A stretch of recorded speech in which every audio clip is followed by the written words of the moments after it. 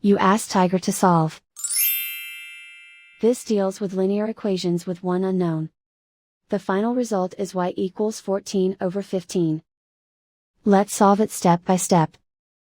Swap sides. Group all constants on the right side of the equation. Add 1/5 to both sides. Combine the fractions.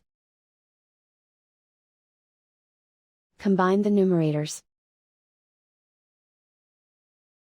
Reduce the zero numerator. Simplify the arithmetic. Find the lowest common denominator. Multiply the denominators.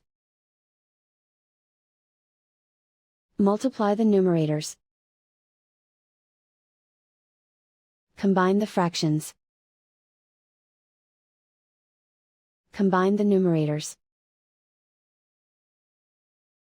Isolate the g. Multiply both sides by inverse fraction 2/(-1). Group like terms.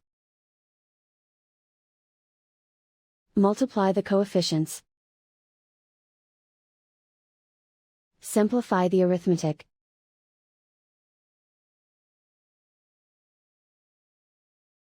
Multiply the fractions. Simplify the arithmetic.